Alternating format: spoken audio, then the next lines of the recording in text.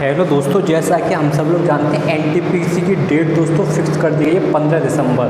तो उसी से रिलेटेड दोस्तों कल हमने जो है राजनीतिक के बारे में जाना था 2019 में कहाँ चुनाव में कौन कौन सी पार्टी दोस्तों जीती।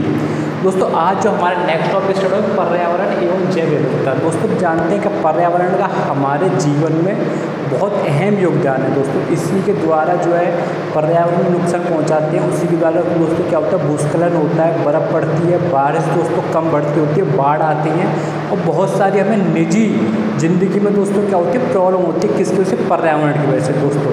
तो मैं आज 3 इंपॉर्टेंट टॉपिक डिस्कस करने वाला हूँ दोस्तों, जो कि एनटीपीसी से रिगार्डिंग सबसे ज़्यादा मोस्ट इंपॉर्टेंट है। पहला दोस्तों COP25 दोस्तों कहाँ पे हुआ है? तो COP25 हुआ स्पेन की राजधानी मैड्रिड में दोस्तों, होने वाला थे ब्राज़ील में। तो ब्राज़ील के जो राष्ट्रपति थे उन्होंने क्या आर्थिक वहाँ पे तंगी चल रही है, उन्होंने मना कर दिया था 1 साल पहले ही।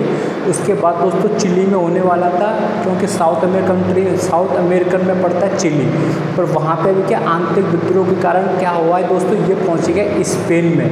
स्पेन की राजधानी मैड्रिड में हुआ है जिसका COP25 दोस्तों। COP25 में हमारे जो एनवायरनमेंट मिनिस्टर हैं प्रकाश जावड़ेकर, उन्होंने दोस्तों भाग लिया और ये फरवरी में हुआ था 2019 में दोस्तों। इसके बाद दोस्तों क्या है 2030 तक में क्या करना, 45% कार्बन डाइऑक्साइड में कटौती करनी है सारे विश्व को।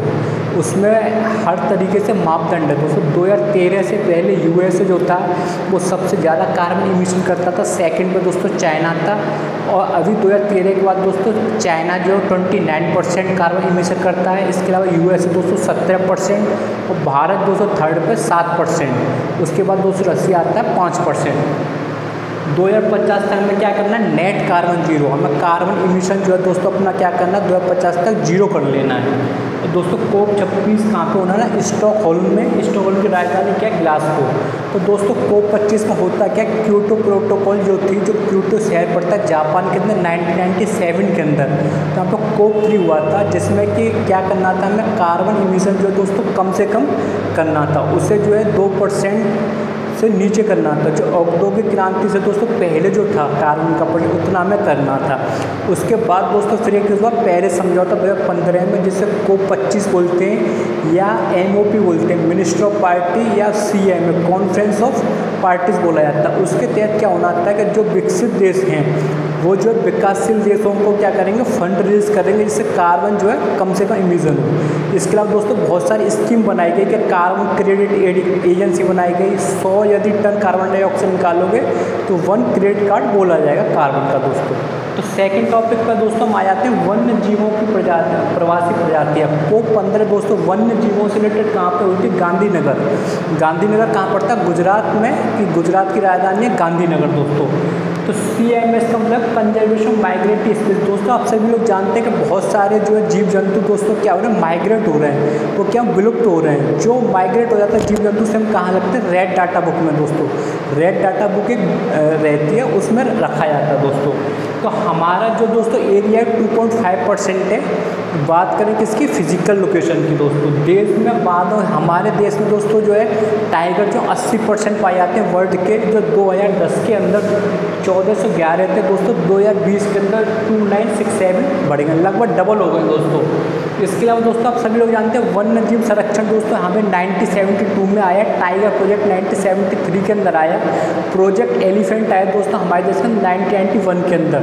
तो हमारे देश में बहुत सारे दोस्तों प्रोजेक्ट आते रहते हैं, जिससे क्या हो, जो हमारे जानवर उन्हें जिंदा रखें। जैसे हमारा राष्ट्रीय यदि पशु पूछा जाए, जानवर पूछा जाए तो कौन है, टाइगर है। विरासत पशु पूछा जाए तो कौन है, हाथी है।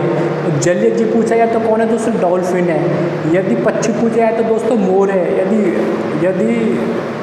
वृक्ष पूछा जाए तो दोस्तों बरगद है। इसके अलावा क्या दोस्तों यहाँ पे जो इसका जो नाम दिया गया था, क्या गया था, गिवी मैस्कॉट दिया था द ग्रेट इंडियन बास्टर्ड। यहाँ पे क्या ग्रेट इंडियन बास्टर्ड क्या चिड़िया का नाम है, उसका दोस्तों मैस्कॉट था। तो दोस्तों ये जो COP13 होती है 3 साल तक वैलिड रहती है। तो 3 साल की अध्यक्षता कौन करेगा, भारत करेगा। कौन करेगा इसका अध्यक्षता, भारत करेगा दोस्तों। अब बात करते हैं दोस्तों मरुस्थलीकरण से निपटने के लिए UN कन्वेंशन COP14 हुआ, ये ग्रेटर नोएडा में हुआ है 2019 में दोस्तों। इसका मतलब क्या है, UNCCD United Nation Convention to combat desertification. इसकी थीम क्या है, we to land sustain future. तो जो मरुस्थलीकरण हो रहा होता क्या जा रहा है, आप देख रहे होंगे तो बहुत जगह क्या होता जा रहा है कि बंजर भूमि होती जा रही है, क्योंकि हम जो है प्रकृति के साथ दोस्तों खिलवाड़ कर रहे हैं। तो ये COP14 दोस्तों ये कहाँ पे ग्रेटर नोएडा दोस्तों 2 साल तक ये वैलिड रहता है। 2021 तक की अध्यक्षता कौन करेगा? भारत करेगा दोस्तों। तो पर्यावरण और जैव विविधता के बारे में दोस्तों हमें अच्छी तरीके से पढ़ के जाना है अपने NTPC एग्जाम के लिए। तो हमारे NTPC से रिलेटेड क्लास 2nd थी दोस्तों ये। तो थैंक यू दोस्तों, यार लाइक कीजिए, शेयर कीजिए, सब्सक्राइब कीजिए। थैंक यू दोस्तों।